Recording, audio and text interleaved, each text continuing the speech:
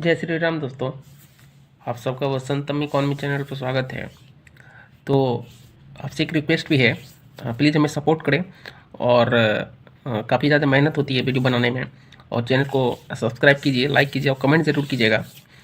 तो आज हम बात करेंगे कि भारत का जो बिजनेस मॉडल रहा है, एग्रीकल्चर जो हमारा स्टार्टअप का मॉडल रहा है, वो ज़्यादातर भारत की स्थिति, भौगोलिक स्थिति के अनुसार ही रहा है। तो जब हम सनातन को जोड़ कर देखते हैं इसमें, तो एक जो ऐसी विधि, ऐसा पैटर्न, ऐसा नियम या ऐसा काम हमें देखने को मिलता है जो कि एक सिविलाइज्ड है और ये निरंतर चलता रहता है।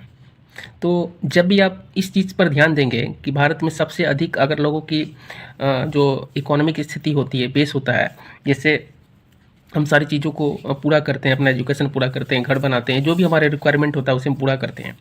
तो हमारा इकोनॉमिक बेस जो होता है वो भारत का अगर परिप्रेक्ष्य में देखें तो ज्योग्राफी के अनुसार होता है, यानी कि जहाँ का जिस तरह से भौगोलिक स्थिति है उसी अनुसार वहाँ का इकोनॉमी रन करता है। तो पूरा भारत का जो स्थिति रहा है वो कृषि आधारित रहा है, यानी कि एग्रीकल्चर बेस रहा है। और भारत का, और ख़ासकर हमारा जो बिहार का जो पूरा पॉपुलेशन है वो ज़्यादातर गांव में ही बसता है। तो अगर हम इस ओर देखते हैं तो ऐसा नहीं है कि ये हमारी मजबूरी है, ये हमारा व्यवहार में भी है और ये शुरू से चलता आ रहा है, जिससे हमारा खान पान भी हो जाता है, कुछ इनकम भी हो जाती है। लेकिन ये सरप्लस का कभी टाइम रहा नहीं है भारत का, खासकर जब हम इस आधुनिक भारत की बात करें। क्योंकि आप ये सोच सकते हैं कि एक डेटा है कि भारत में सबसे ज़्यादा जो लोग हैं जिनको कि काम मिल रहा है वो एग्रीकल्चर से ही मिल रहा है, लेकिन वो जीडीपी में कितना कंट्रीब्यूट कर पाता है वो मात्र 14 से 15% है, या अब 16-17% भी या वहाँ तक गया है। तो ये बड़ा ही एक विचित्र स्थिति है कि किस तरह का कैलकुलेशन हम लोग कर रहे हैं, या कौन सा वेस्टर्न फिलोसफी हम लोग अपनाते हैं कि लोगों को ज़्यादा काम एग्रीकल्चर दे रहा है लेकिन जीडीपी में उसका कंट्रीब्यूशन बहुत कम है। क्या स्थिति है? तो इसे ही, इस स्थिति को संभालने के लिए इस सरकार ने बहुत सारा इनिशिएटिव लिया भी है, चाहे वो भारत के अनेक राज्य हो और खासकर बिहार हो। क्योंकि किसान की जो स्थिति थी वो बड़ा ही, आप सुन रहे थे कि 2011, 12, 13 के आसपास महाराष्ट्र में, बहुत सारे स्टेट में जो आत्महत्या की स्थिति बहुत सारी आ रही थी। तो उन स्थिति को सरकार ने बदला है। इतना ज़रूर कर दिया है कि उनका कॉस्ट जो है, उनका जो खर्च निकलता है वो घाटे में ना जाए। तो अब सरकार अगला स्टेप जो लिया था वो उसकी आय को दुगुनी करने का लिया था। तो जिस तरीक़ा से एक ग्रुप, मतलब बंडल हम देखते हैं काम का, एम्प्लॉयमेंट के रूप में, इकोनॉमिक के रूप में, तो एग्रीकल्चर हमारा एक धरोहर रहा है और भारत इसमें हमेशा अग्रणी रहा है।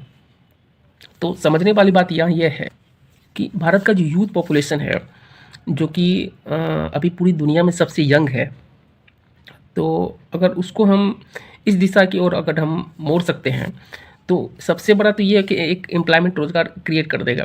दूसरा चीज़ ये हो जाएगा कि इसको इनोवेशन से जोड़ करके अगर इस काम को बढ़ाया जाए तो टेक्नोलॉजी का भी यूज हो जाएगा।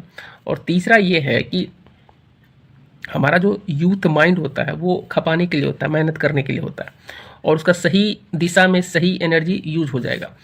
तो अब तो एक टर्म चल चुका है कि स्टार्टअप्स का। तो अगर हम जिस तरीक़ा से सरकार स्टेप ले रही है एग्रीकल्चर के थ्रू, लैंड के थ्रू, फूड प्रोसेसिंग के थ्रू, वेयर हाउस के थ्रू, और जितने सारे प्रोडक्शन होते हैं, आलू प्याज, जितना हमारे भारत में तो डाइवर्सिफाई बहुत इतना है कि हम उसको सोच भी नहीं सकते हैं।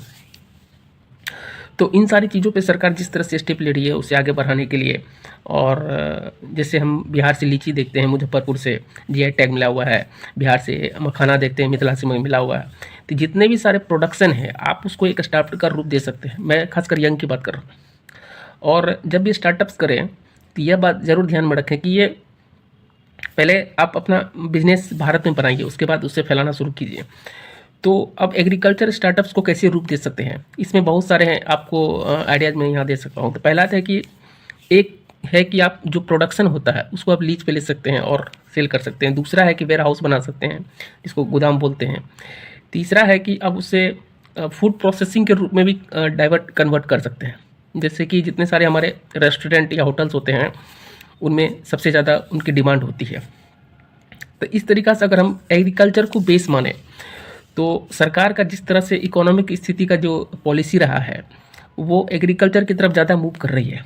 और ये दिन ज़्यादा दूर नहीं है कि ये 25 ख़त्म यानी 26, 27, 28 से आपको इसका रिजल्ट जो है पॉजिटिव की तरफ देखने को मिलेगा। और बहुत बम्पर तरीक़ा से किसान को एक खुशहाली की ओर आप देखेंगे, उसका इनकम बढ़ता हुआ देखेंगे, उनकी जो समृद्धि है वो सबसे अधिक होगी। जिस तरीक़ा से विश्व का पूरा एक डोमिनेंस रहा है टेक्नोलॉजी के थ्रू, डॉलर का जो इस तरह से रहा है, वो अब आपको ख़त्म होते दिखेगा। और भारत जो है अब अपने आत्मनिर्भरता की ओर बढ़ते हुए ये सारे कदम ले रही है। तो यूथ स्टार्टअप्स को करने से पहले इन चीज़ों को समझे कि ये बेसिस क्या होती है, क्यों ग्रो करेगा एग्रीकल्चर स्टार्टअप्स। इनका सबसे बड़ा कारण यही है कि जब एक खाई को आप भरते हैं तो वो खाई पॉजिटिव रिजल्ट देना शुरू कर देती है। तो वही स्थिति है कि एग्रीकल्चर जितने सारे लूप होल्स थे, सरकार उस पर एकदम 24 आवर और 365 दिन काम कर रही है। तो मैंने बताया इसका सरकार को बेनिफिट ये होगा कि यूथ उसमें इन्वॉल्व हो जाएगा, टेक्नोलॉजी उसमें इन्वॉल्व हो जाएगा। और जब लोगों की इकोनॉमी की स्थिति ठीक होती है तो परिवार का भी समृद्ध होता है, और वही परिवार जो राष्ट्र निर्माण में एक बहुत बड़ा योगदान करता है। तो अब जिस तरीक़ा से हम डिजिटल युग में जी रहे हैं उस तरीक़ा से देखें तो बहुत सारे स्टार्टअप आपको नए भी मिलेंगे, जैसे कि साइंस का स्टार्टअप शुरू हो गया है। और बिजनेस मॉडल तो है ही, जितने भी सारे हमारे मेडिकल्स इक्विपमेंट होते हैं उनका भी स्टार्टअप्स होता है। और उसको आगे तक ले जाने में सबसे बड़ा फ़ायदा ये होता है कि बाज़ार जो है भारत का वो 60% जो हमारा खुद का कंजप्शन है। तो अगर हम बाहर सामान नहीं भी भेजे तो यहाँ खुद का जो है हम एक स्टेट से दूसरी स्टेट या अपने स्टेट में भी उसको हम परचेज खरीदारी भी कर सकते हैं और सेल भी कर सकते हैं। ये स्थिति भारत के सबसे ज़्यादा बेनिफिट में रहा है।